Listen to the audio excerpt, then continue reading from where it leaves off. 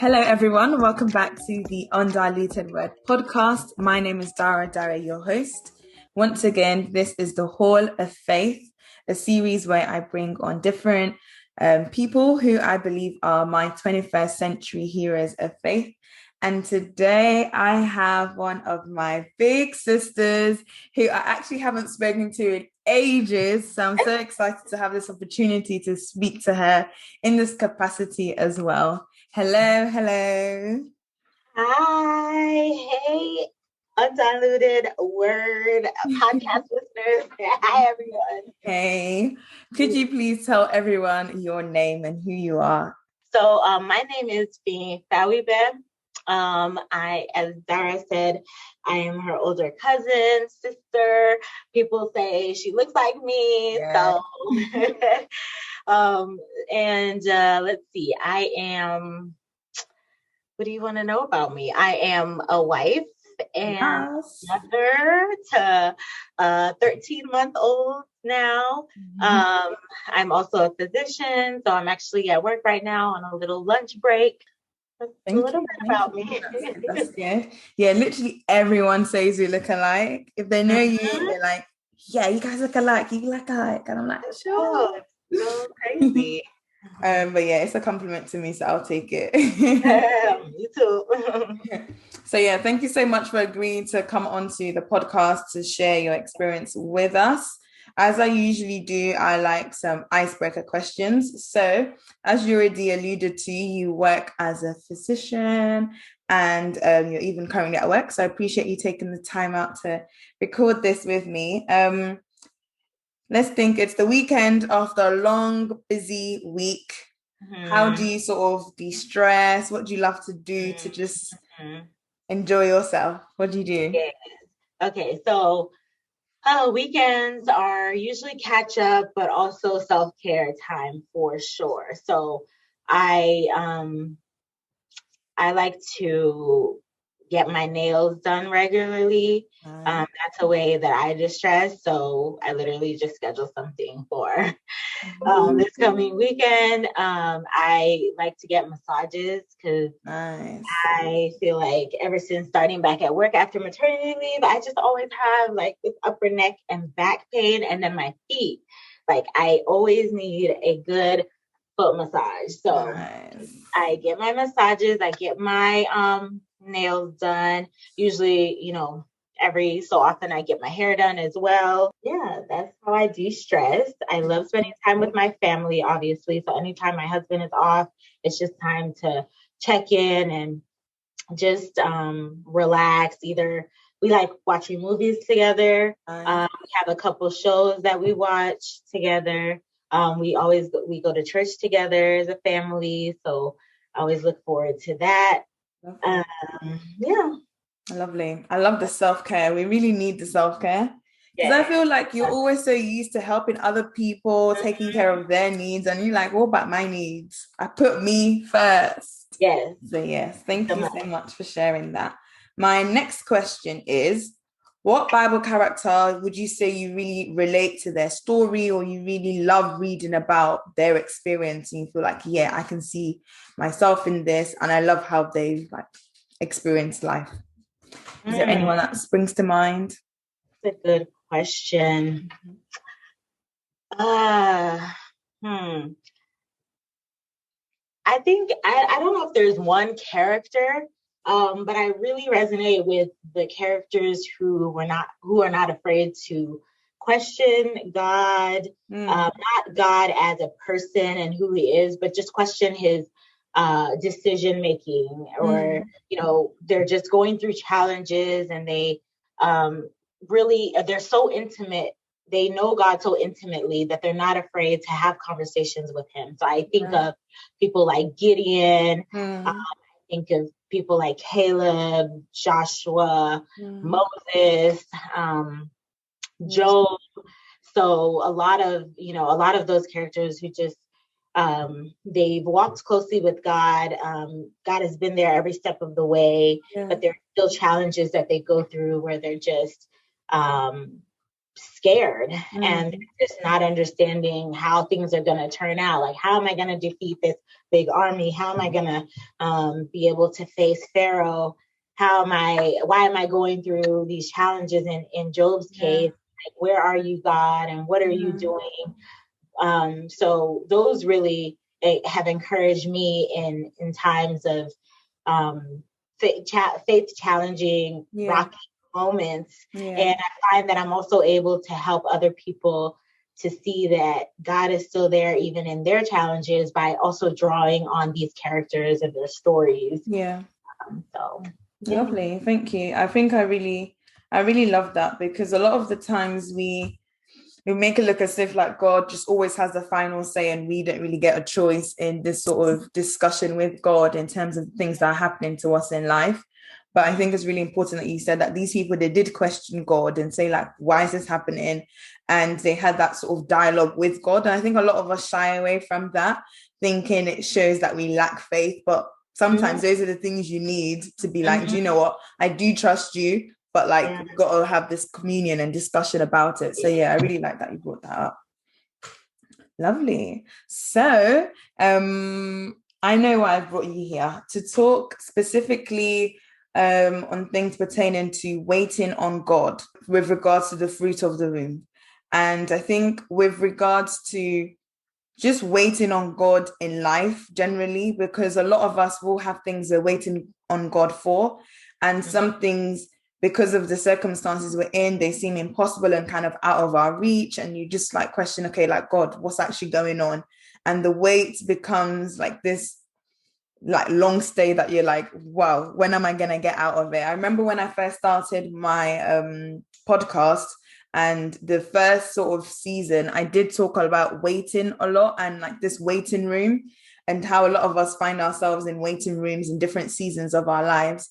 So I'm hoping that what you're able to share with us today will be encouraging to people who may be in your position, or other people even just in different walks of life that feel like they are in a waiting season. So I pray that God will speak through you and you'll be able to share something.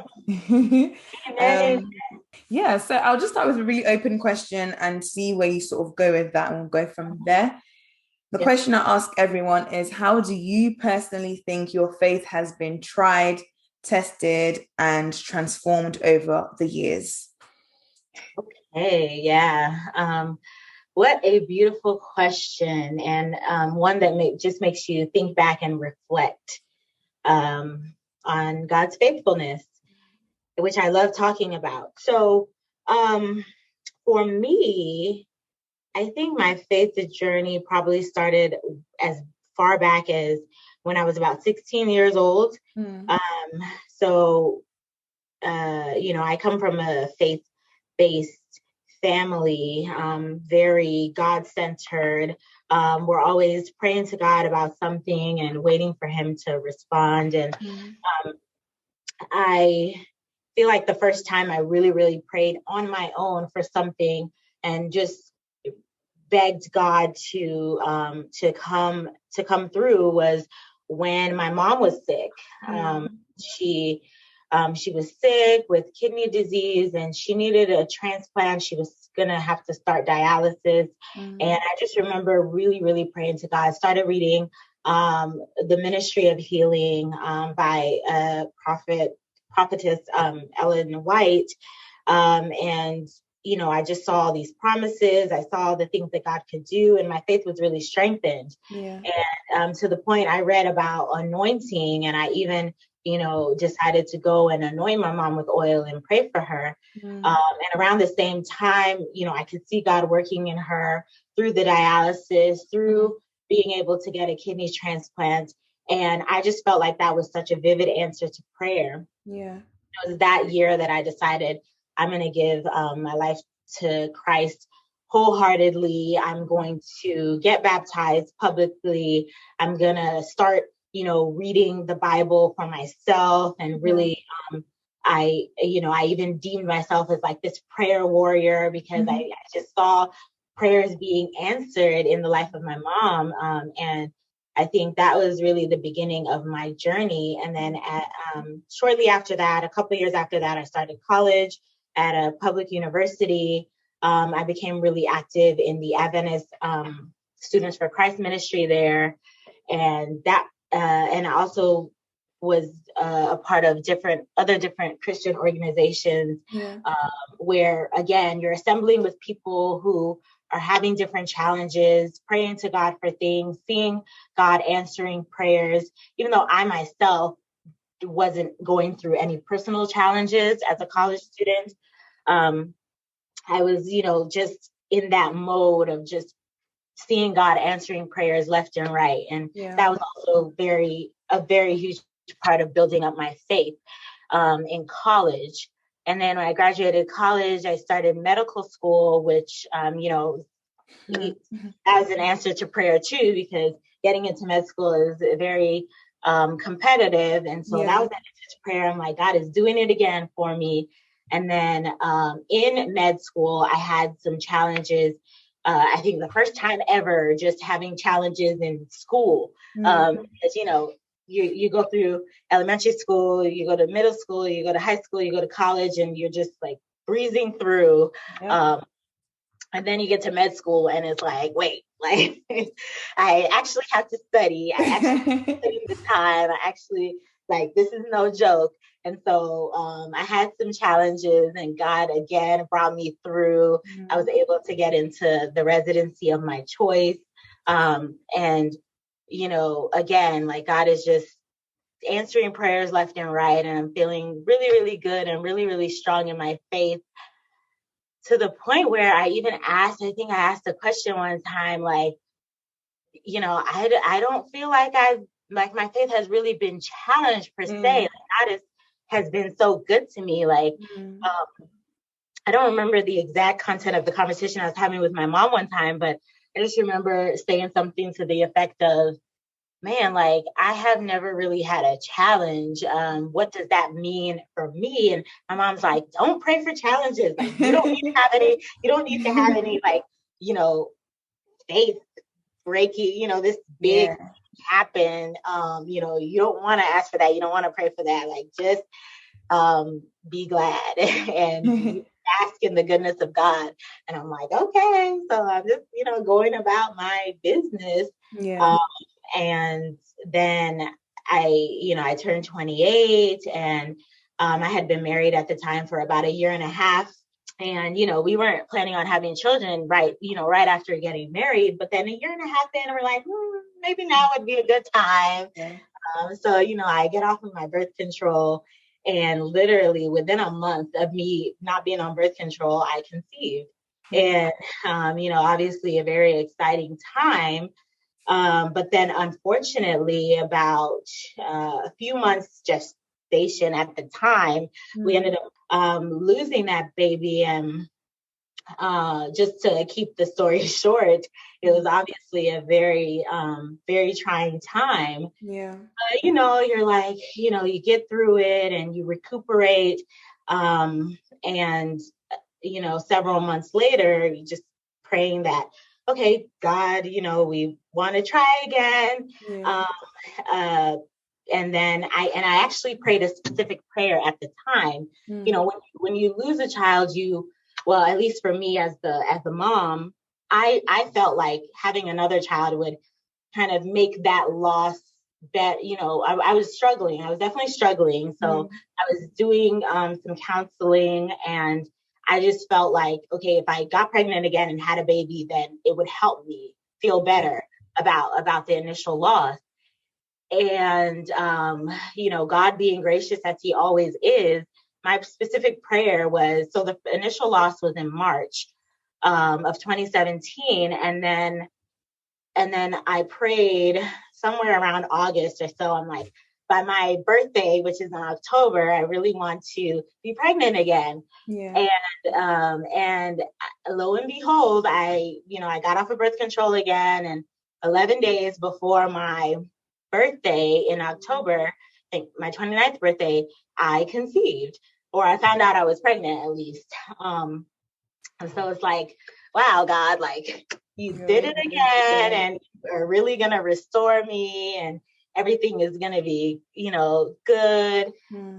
And then again, another few months later, we had, yet another loss, really devastating at that time. It was right before Thanksgiving, which was the time that we were going to, share with our family the good news. And then it happened again.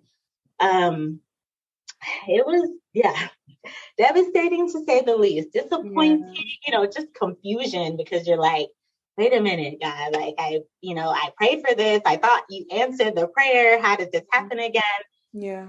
And so, yeah, definitely a trying time, spiritually and with the faith, for sure. Yeah. But here I am today. What is it now? Like 5, 6 years later, 2017. Yeah. So, and he came through. Now I have a 13-month-old, and Hey. yeah, so he is still God, and he has been with me every step of the way. Yes. Thank you so much for sharing your story. And I can't really imagine it being easy having to like remember and sort of relay those events that you sort of, I think, well, you would never really forget or try and forget the loss of a child, but having to sort of bring it back up again. And I think the emotions that will still be surrounding that. So thank you, because I know it can't be easy. And for just sharing and just being honest about how life gets, you have those times where it's like, oh, things are going great, and you're like, wow, this is amazing, God, you and me were the best. And you really see the power of prayer working so well in your life, as you said, through your mom's story. And then it's like you then say, oh, God, challenges? What's that? Like, are you going to challenge me or and then it's like, okay, do you know what? Let me now challenge you. And it's just like, oh, I'm not sure if at any point you're like, oh God, please, no, it's enough. I'm okay. I don't mind, no more challenges in a way. But it's the thought that you had isn't, when you said it initially, I was like, do you know what? I remembered that Bible verse where it talks about the testing of your faith and how it produces perseverance and makes us whole. And it makes me think, without challenges in our lives, would we ever truly get to know and understand who God is and still accept him for who he is in our lives, especially when things seemingly don't work out in the way we want it to work out. Thank you again for sharing that. You've already alluded to the fact that you had some certain emotions and how you were feeling. Could you just go into it again? I know you brought up counseling, which I think is a thing that a lot of people are quite interested in sometimes, in terms of they're going through a trying or difficult time and they don't really know how to navigate it. How would you say you navigated? I think because it's a long span of time. And I think with university and going into like school, that at one point, okay, you have the exams. Maybe it's that you failed an exam here or there. You'd have a time where you repeat it and okay, good, I can try and help myself again and get there. I think to an extent, how you can help yourself get to where you want to get to. But there are some times in life where you kind of feel helpless and you can't help yourself, and you have to rely on God. So yeah, 100%. Ooh, yeah, I'm trying to think back, because it's been a while now, but so early 2017, when everything was going down the first time, it was only me and my husband that knew that I was pregnant at the time. I think at about 9 weeks, I ended up telling my sister, one of my sisters, because I told my husband, like, I was like, I need some support outside of just me and you. And I was like, let me tell her. And so I told her, and so when we got the news and when everything went down, we still didn't tell anyone so it was just the three of us that knew. So I went through everything that I went through, and it was just the three of us. And my sister we were long distance, she was far away. It was just me and my husband, really.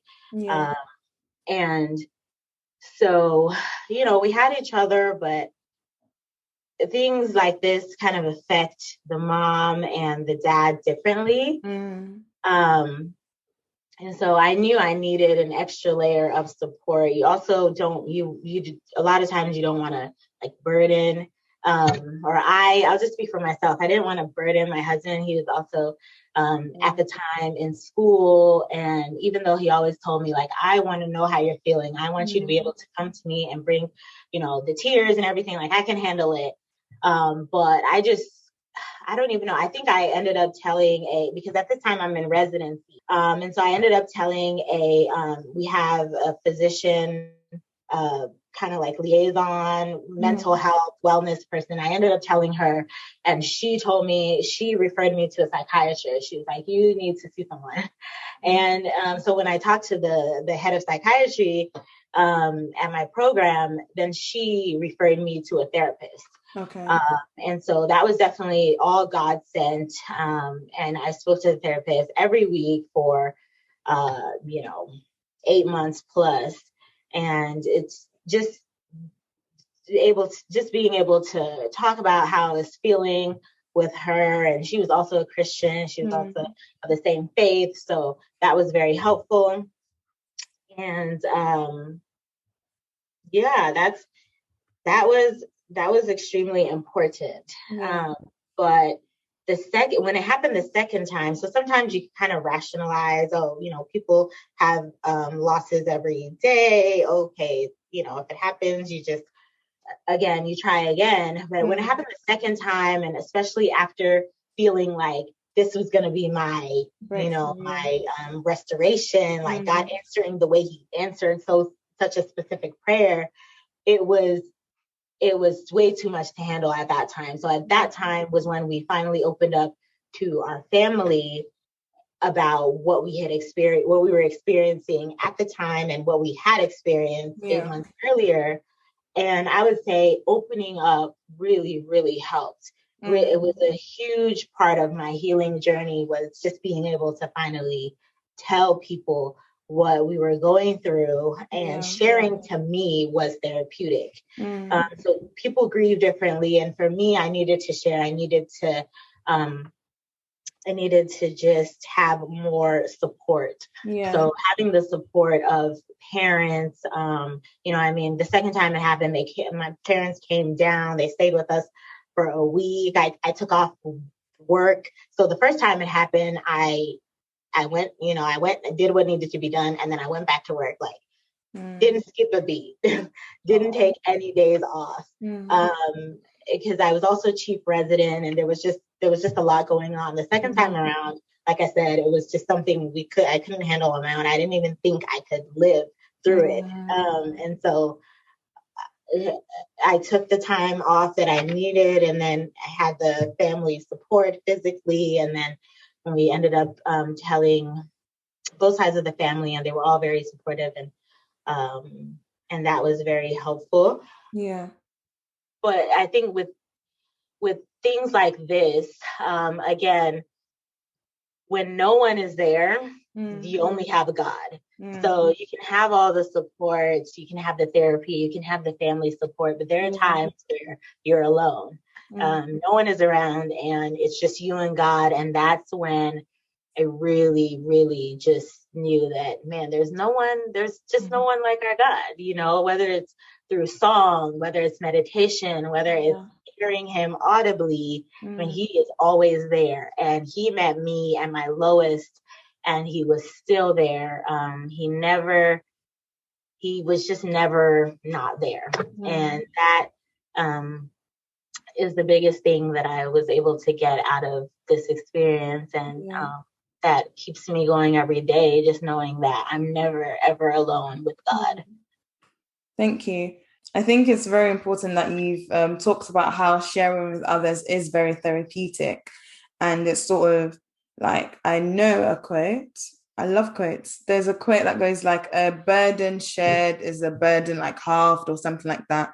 Means it's like easier to carry, and sort of like you get through life with the support of people around you. But then also noting the importance of having that relationship with God, because at the end of the day, when everyone is back in their own lives and doing their own things, because everyone has their own things, I guess, they're struggling with or going through. But as family, you're always going to stick up for each other. So I think it's very important how you said at the end of the day, the one person that you can always count and rely on is God.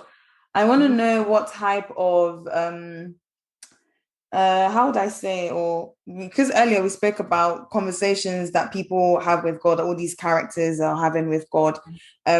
How would you say your relationship with God was changed during that time? I know you said that you grew closer to him, but like how easy was it to get to that? Was it more of him pulling you towards him? Like what was the sort of balance you had to create within that? Yeah, so that's a great question. So I always say when I reflect on this time, and I even go back to my journaling because I journaled, I have journals and journals of, of that time and now. And when I go back, there was never a time um, that I was mad at God, that I doubted God.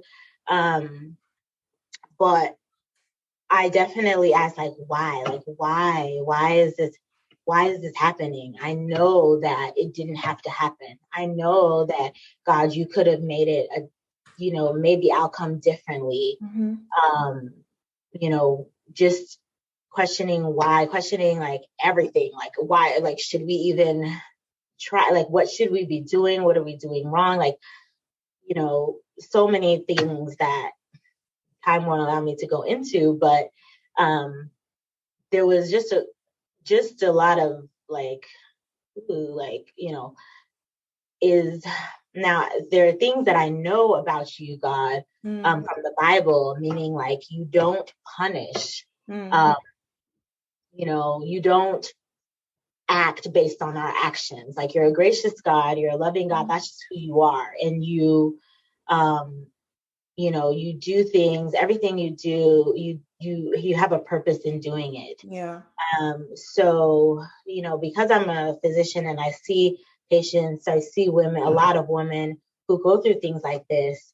I remember earlier on, before I shared with family and things, I was sharing with my patients if I felt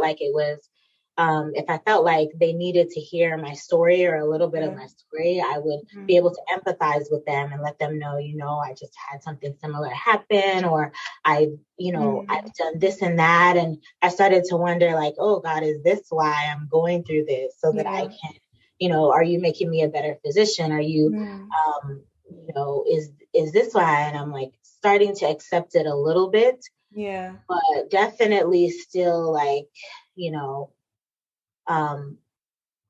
wondering how I'm going to get through still, because the disappointment and the hurt and the sadness is deep, I remember there was a time in that, like after that first one, I definitely didn't feel myself. And I was, because I'm usually this happy, jovial person. And I was starting to get scared. Like, am I changed for life? Like, am I ever going to be happy again? Am I going to be, so those thoughts and things were scary. And especially when it happened the second time, I remember telling my family, like, I'm afraid of going back to how I was, because in the beginning of the first loss, like, I know how bad my sadness was. And I was afraid of going back there. I had done so much healing and I was so excited that this time it was going to work out. And when it didn't, I was like, the devastation is going to be even worse. Like, how am I going to survive? But again, I think it was always in his word. In his word, he would just bring out some encouragement would come out of his word. Anytime I spoke with my mom, who would pray with me, I was encouraged. Just trying to stay, just stay prayed up, stay reading things that would inspire me and that would keep me lifted. Again, songs. Although there were some songs, like there was a song that I sang so much preparing for the second time around, and just having faith that it was all going to work out. It was the Travis Green song, You Made a Way. Oh, yeah. And I sang that song every day, and I was in faith, claiming that everything would go well. And when it didn't, to my eyes, it didn't go well. I couldn't listen to that song for years.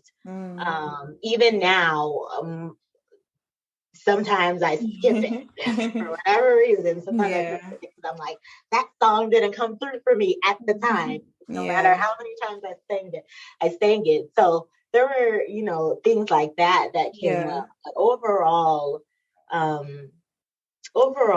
I think, again, just because he was always there when I did call out, when I did cry out in frustration and disappointment and sadness, he comforted me. Yeah. And so I had those feelings, but I wasn't ever upset. I was just like, God, you have to help me. Like, you have to save me out of this despair, because there's no other way that I'll be able to get through it. And he did. Came out shining. Yes, by his grace. Yes. Journaling. I think that is beautiful. I love journaling. And I'm not sure if you ever go back or read through those sort of pages. You're nodding, yeah. Because it's so easy for us to forget how God has led us through certain times in our lives and then where we are now at. And I'll share later on in the season about how I found journaling to be so effective. I mean, I don't like doing it all the time. And sometimes I feel like it's when you are going through certain seasons that you do journal, because sometimes, I just not. But it's I never journaled. You never did? I never journaled before March 2017. And then I did it consistently for a couple of years and then stopped. And then when I started the journey again in 2020, I started journaling again. And I definitely go back and read through things and just love seeing how God has come through. I think it's really important to have a praise journal. Yeah. You can go back, especially when you're feeling down. Yeah. Because I think as humans, we have like amnesia. We literally be forgetting those things. And that is what keeps us going and going. Because I remember characters like Joseph's story. I feel like everyone will be able to relate to in some way in terms of one thing happens, then you're like, okay, great. And then another thing happens. It started off with like his brothers hating him. And then he gets put in the pit and you think, oh gosh, then he's released and you're like, oh yeah, you're happy. It's just up and down roller coaster experience. But if he was able to journal and see, oh, look, he did this for me. He did that for me. And then now I'm in the dungeon because of Potiphar's wife, but I'm free again. Like if he had a journal, I don't know, maybe he did, you never know.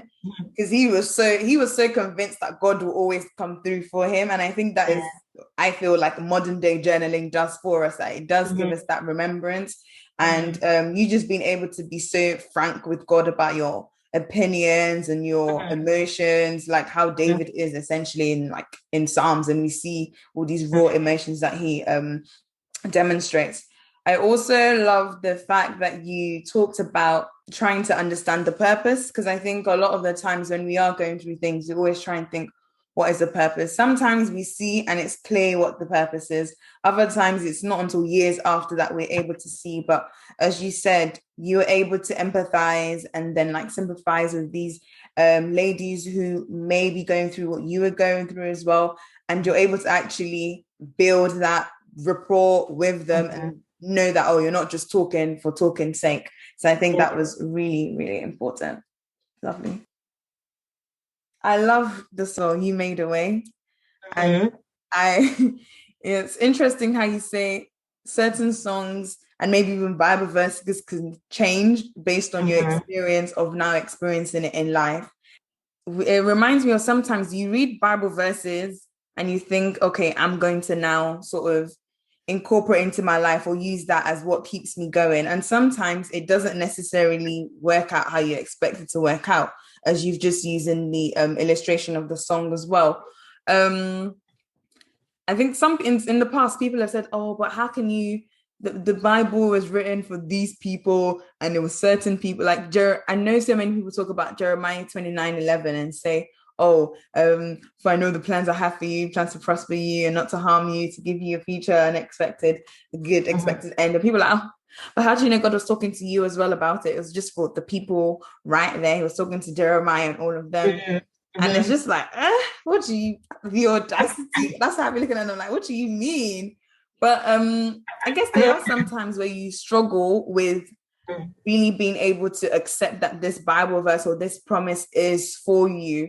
I'm not Mhm. sure. I mean, you've explained with the whole song, but I'm not Mhm. sure if you find that with any particular sort of words in the scripture and how you maybe navigate feeling like, okay, God, you said this, but what about me right now? Yeah, yeah. I mean, definitely. So yeah, I mean, all the verses that we claimed, for the fruit of the womb, that you know, your wife will be um, like like plants around a table with, your quiver will be full, and all these things that your parents claim over you, you're claiming over yourself, and you're just like, okay, God, when? So, in our situation, it's like, okay, we know that the issue is not getting pregnant. So let's just, sit back, really get ourselves together, heal from these losses, and just regroup. And so um, it's just about learning to trust God's timing. Mm. And there are people who have had to wait a lot more than I did. And it's not necessarily about comparing, but it's just knowing that, yes, these promises are still for all of us. Mm. And I also, I mean, this is not the time to get into like measure of your faith and different things like that, the theology behind all of that. But I just know that when we trust God, we just have to trust Him wholeheartedly Mm. and just know that He has our best interests in mind. And it's not always going to make sense. It's not always going to be what we want. Yeah. But I feel like my experience taught me to trust God beyond the usual. Mm. So there's like this usual trust that we have for God, like, that He's going to do what He says He will do. Mm. But it's like to trust Him when, after praying and believing that you have received what you thought was His answer, Mm. and then the unthinkable happens, and then trusting Him beyond that. Yeah. Because what we're going through is not unknown to Him. Mm. So since He's our creator and what we're going through is not unknown to Him, He never changes. He's the only one who won't ever change. Then it's like, obviously, it's hindsight, right? Now I've received that which He promised Mm. at His appointed time. Yeah. But even there's just been so many small little miracles Mm. in this that I've now received to Mm. just tell me, like, you know what? We're not in as much control as we think that we are. Yeah. And I am a control freak. I am very type A person. Like, I'm like, if you plan and you do this and this, everything's going to work out. Mm. Like, no. And the reason is because we're not God. Yeah. So we have, man proposes, God disposes. Mm. There's so much more to this life and this world than our lives. Yeah. And so when we have to, and I'm preaching to myself, but we have to just know that God is God Yeah. and we are human. Mm. And we can't reason through everything. And I'm not one of those people who believe everything has a reason. No, I believe that if you are living in your purpose, then God can bring out, purpose out of things. But I don't believe that everything just happens for a reason.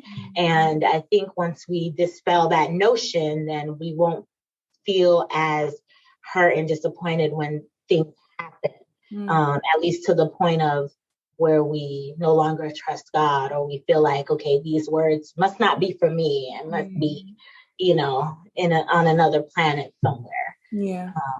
But yeah. Yeah. I think that's really important what you've just um stated at the end there, that just because just because things are happening the way they are happening doesn't mean that God still doesn't have your back and that the promises are still not necessarily for you. And it's a lot in terms of mindset as well. It's like, who do you decide that you would want to side with in this moment in time? Are you still always going to side with God, even though things they seem like they're not working in your on your sort of on your terms? And as you said, we all make our plans and say this is how we want things to be. And I put my hands up as well, guilty of wanting things to be in control so much. But I think the pandemic was a time when it showed everyone that you think you're in control. No way. Think again. I am the driver and I am driving this vehicle, and you are all just here as passengers. Yeah, it really just makes you take a step back and think. I guess sometimes it doesn't necessarily have to be in the big things that happen in our lives, but in just the little, in the ways that we decide to trust and lean on God in our day-to-day things. And as you said and alluded to, you've seen different miracles even during this whole period, and you've seen how God has just continued to show himself for being who he is and how he's always going to remain faithful. Earlier on, I was talking about how this sort of perseverance and being tested, it produces things in your life. What would you say are the benefits that patience or this sort of period has produced in your life? I think what you just mentioned, patience. I don't know that I was or even am a very patient person by nature. But when things like this happen, it forces you to be patient. I mean, like I said, we were wanting to start our family at a year and a half of marriage, and we didn't have our first child until 7 years of marriage. So there's a 5-year gap where you're waiting, and you know, clearly it's like you're not in control once again, and patience is a virtue. I think, you know, now that we have a child, I think we're obviously wiser, more prepared. You know, there's so many things you can look back on and say, why did we even think that that would have been a good time? Like, you know, there's just so much. And I have my child, and I can really say that I'm very patient, you know, because being a new mom and having to juggle work and home life, it can really stretch you. And I would say, you know, you got to ask the people that I live with, but I would say that I'm exercising a lot of patience. And even though I still am, you know, am compared to my husband, I'm not patient at all. Like that man is patient. I have to give him, you know, his props. He is a very patient man. He's just patient by nature. He's very good with that. That's one of his strengths. But I think that, and so there's definitely ways that I'm not as patient still. But I think I'm much more patient than I would have been if everything just came to me. Like I said, you know, not really having any challenges, not having to wait for anything, having everything that I needed and even wanted up until, like I said, I was 28. I mean, I feel like that's a long time to just be coasting through. And so that really just taught me to rest in God, in his promises, and lean on him when you have no one else. So all those things I feel like are really great attributes to have now. And I thank God for them. I thank God that I was able to experience him as my only source, you know, as my sole source of life, like literal life. And then I'm glad that I was also taught patience.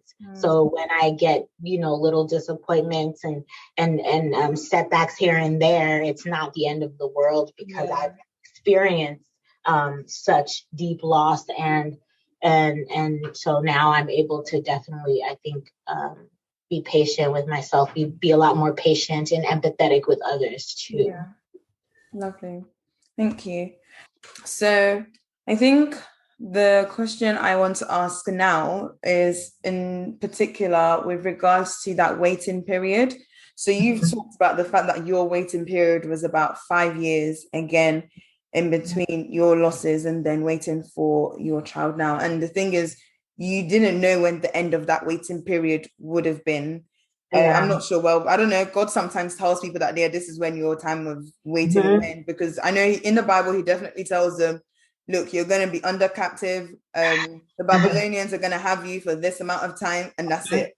And they already knew like that's how long they were going to be there, but they were still hating it throughout all those times. So, in a way, you didn't know when the expiration, I even have to say the word. You didn't know when that date was.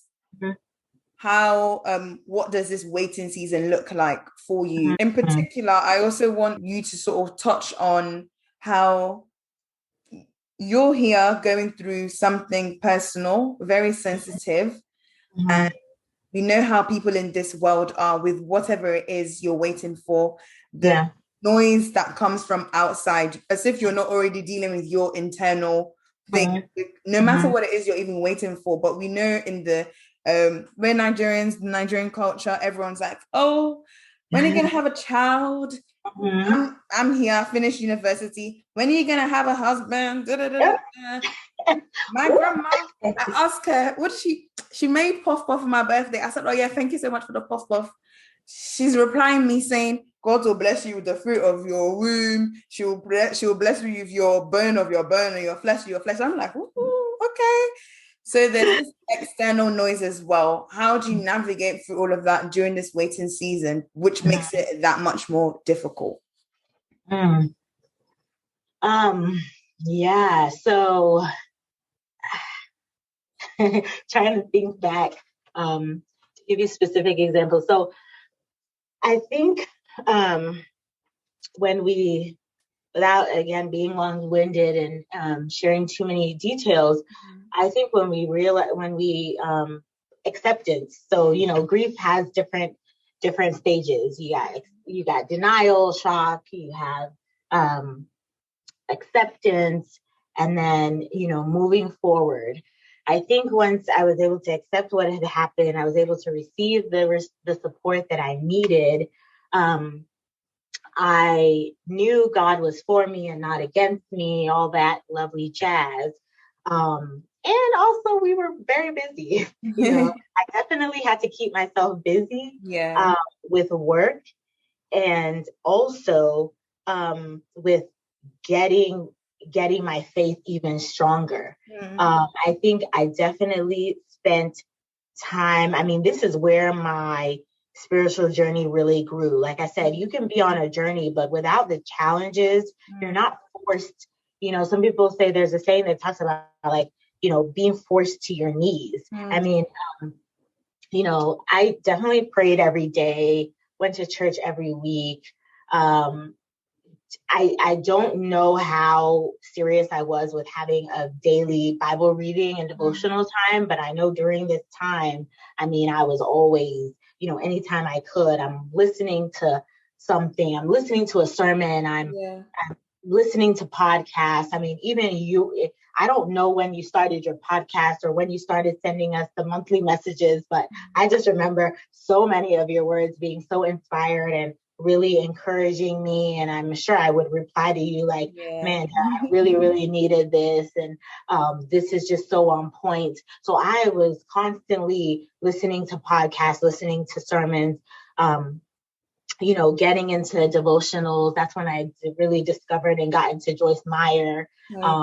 And, you know, that was my lifeline. And that still is my lifeline to this day. Like, you know,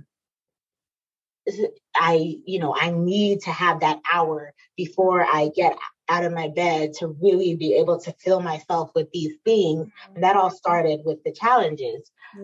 So the waiting period was really just trying to build up my faith for what was coming next, what I knew that needed to be done. And then also, thankfully, people were not really pestering us about having children. Like you said, in our culture normally happens. I don't know if it was because my husband was in school and I was still in training in residency. And so people just maybe assume that we were waiting for us to be done with that. Yeah. So I don't know if that was part of it. And like I said, definitely before we told our parents what was going on, they were definitely asking, like, where's the grandkids? And this was only, like I said, a year and a half, 2 years into the marriage. But, they're definitely like, can't wait, what's going on, what's going on? And so obviously once we told them, like, that, all of that stopped. Yeah. So because they knew. But for outsiders, I think, again, they probably had a story in their mind that, yeah, these people are, professionals, they're probably not ready. So thankfully I didn't have to deal with that. And I know that a lot of people do. Yeah. But what I did deal with was triggers. So going to the restaurant and seeing young children that, just thinking about, oh, my children would have been this age, like, other friends getting married and having children, and, feeling like, oh man, that would have been me. I couldn't do a lot of things in the beginning, like, just knowing that there would be a lot of young children, or, that was definitely a trigger. I would have panic attacks. I would cry, in different scenarios earlier on. But then I think just with time, they say time heals all wounds. And so definitely with time, I wouldn't have as many triggers where that's concerned. But I think that would be one of the challenges of the waiting period, is just seeing like, oh, I wish that we were that like we had our family. And I think a lot of the pressure was internal. A lot of the pressure was coming from me, be alone. So there wasn't as much outside pressure as there was just like, this is where I feel like my life should be. Like, I feel like I should already have my kids, and I should already be doing this, this, and this. And what are people thinking when they're not thinking about you? They know people are not, like that. So I think that was the biggest challenge of waiting, and of the grief in the beginning. But yeah, with each passing year, and as we got closer to really knowing how we were going to move forward, that things just, thankfully, I think just staying in tune with the word. I can't talk about the word enough. The encouragement that is found at our fingertips with the Bible, with those who have been inspired, who are, writing books and podcasts and devotionals that talk about real life experiences. All of that was what helped me in the waiting period. Yeah, lovely. Thank you so much for sharing that, and the importance of really strengthening your faith. I think a lot of us might think once you decide to get baptized, like, yep, that's it. You've really reached this sort of pinnacle in your faith. I think looking back, or what the people have spoken to whilst growing up, a lot of people think like when you're baptized, that's it. Like, that's the height of your faith. And I'm just like, no, it's like you've put a target on your back, being like, look, devil, hit me with your best shot, because you have made it so publicly clear this is who I've decided to side with and lean on. And you've now gone through how you lent on God, and then the challenges then now just start coming in. And that importance of making sure you keep on strengthening your faith with whatever sort of input you can get. So sort of in life, a lot of us do have inputs from different sources, but it's very important to ensure that what will keep us connected to God and keep our strength, our faith strengthened, is like the more edifying thing. So I think it's really important that you said that.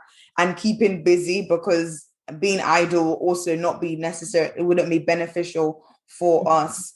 And I think it's really important how you mentioned that there wasn't much external pressure, that it was more of an internal thing. And I think it's sort of a reminder to a lot of us that even when we feel like we're going through things and we're worried or concerned about how other people feel, sometimes they literally do not care to the extent that we think they do. And it's more of an internal business that we're working with and trying to work with ourselves and build up our personality, or these traits that we need to work on that are shown, that are like coming out through this season. So yeah, I think it was really, yeah, I think that was very important that you said that.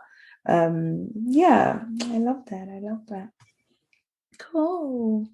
No, but I'm really loving it so far. I feel like you really I've learned a lot, even through that the seasons that I've been waiting in life. I'm like, okay, look, I can see how that would make sense. And even how you talked about prayer at the start and how you see the power of prayer and how that sort of jumpstarts your belief in God. I think I'd say one of my earliest sort of introductions to who God was through prayer and seeing, oh wow, you actually did that and you cared about something that was Small. more to me, and you cared about that to that extent. Yeah. Yeah, I love that. I'm like, God, you're really something. Real. Just He's that. You're real. just you Yeah. you feel like you're unstoppable and he can really come through for you in other ways. Yeah, so I really, yeah, the power of prayer, definitely important. Is there anything you feel like you want to just add, throw in before I ask you the last type of question? No, I think I can't stress enough not going through things alone. If you can, you know, yes, we all have our stages. Like I said, there was months that we didn't tell anyone, and it's just mainly just too painful to talk about when you're going through it. But there are also some challenges that you just can't bear on your own. And many times you need the support, especially from those you love and who love you and support you.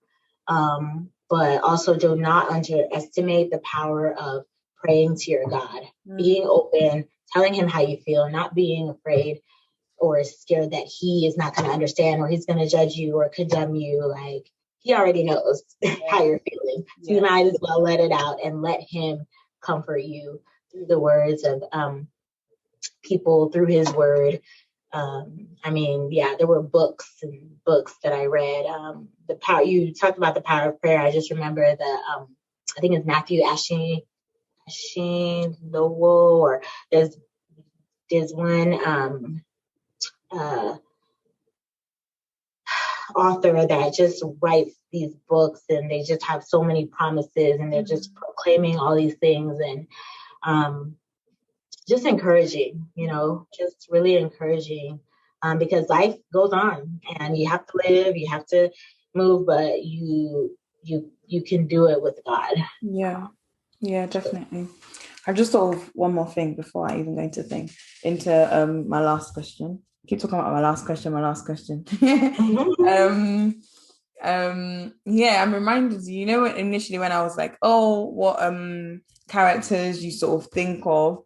When I think of your experience, I think I can think of people, because I'm trying to, when I talk about heroes of faith, you think of the people in the Bible as well that had faith with regards to different seasons in their lives. And so you have Abraham and Sarah, who were also waiting for a child. And we all know how their story went and how they then wanted to, I don't know, manufacture the way they thought God was going to answer their prayers with regards to Abraham and Sarah being this like father of many nations. And then you also have, in contrast, you have Hannah, Samuel's mother, who prayed earnestly, and you see in her story how the power of prayer was able to grant her what she wanted after several years of waiting. Sometimes you may have a response to this or may not have a response to this, and that's fine. Sometimes in life, when we feel like things aren't going our way, like how Abraham and Sarah did, they also try to think of ways in which to help God, help him accomplish what their plan is. Would you ever say there was a time where you ventured down that route, or you sort of thought, oh, if that's not your plan, this is what I'm going to do? Or I don't know, just a random question.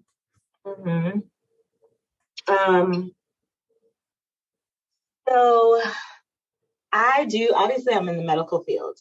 So I do feel like God partners with us to make things happen. So once we realize things are not happening the way that we thought it could happen, it's not that we feel like God cannot still do it miraculously in his way, but there comes a point where there comes a breaking point. Everyone has their own breaking point. My breaking point was 2 losses. I just did not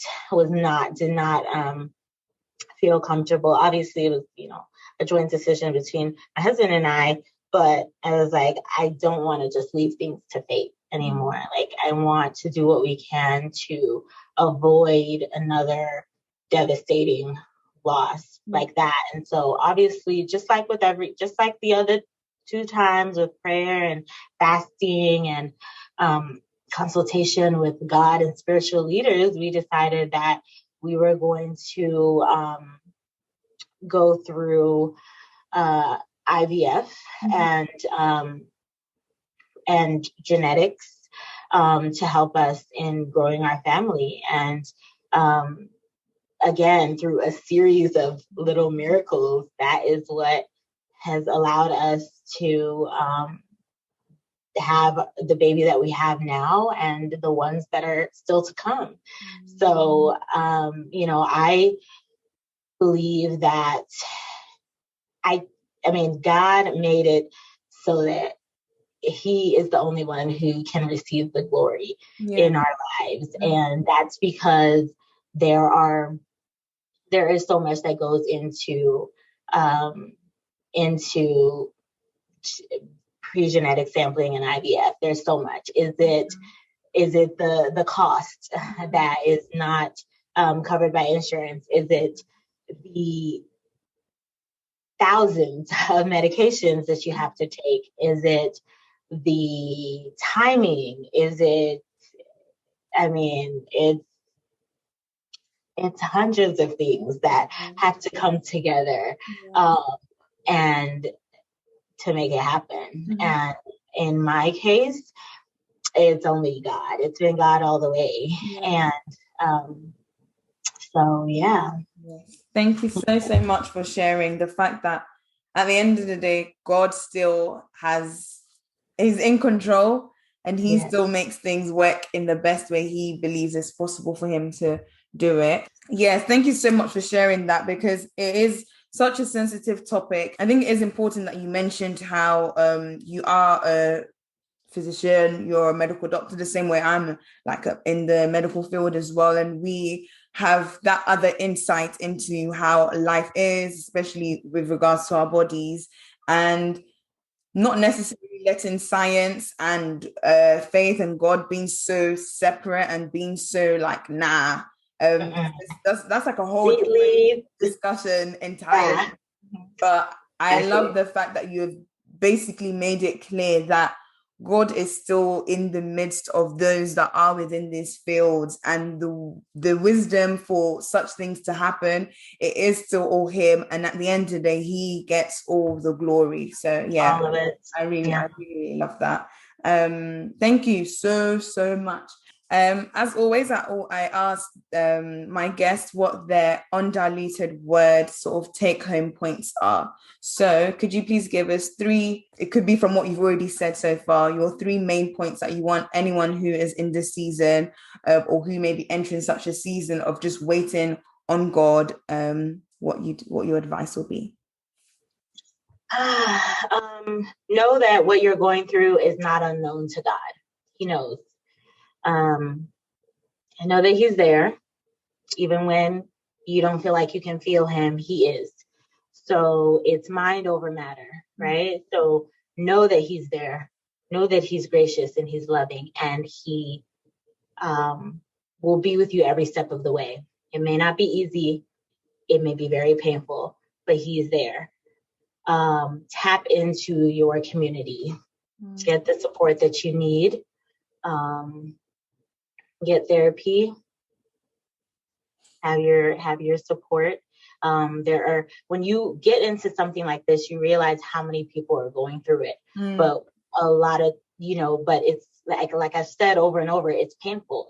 It's not something you want to talk about, or that you even can talk about in the moment. So share when you can, share when you're comfortable. This is the first time I'm talking about this publicly. And like I said, there is still so many layers. So, I ask God to lead me. And when I feel like it's appropriate to share or details here and there than I do as the Spirit leads. And, for those listening, if you're going through anything similar to what I've gone through or not, just waiting. I am here to chat. I don't know if you have a section where I can leave my information. But yeah, I think just to know that God is here, God is real, family and community are important. And yes. I love you. Love you. Thank you so much for sharing. I really appreciate it. And I'm sure many people will be blessed as well. I'll say a quick prayer for you and your beautiful family. Thank you so much. Thank you for the life of my dear sister and her family. We thank you for experiencing how you have really just tested, tried, and even transformed her faith from that 16-year-old that prayed for her mother and for the healing of her mother up until now, where she has had to even pray for what she also desires earnestly from you. And we thank you so much for rewarding her and her patience, and rewarding her waiting season as well, even with her family. And we thank you that the waiting has not been in vain.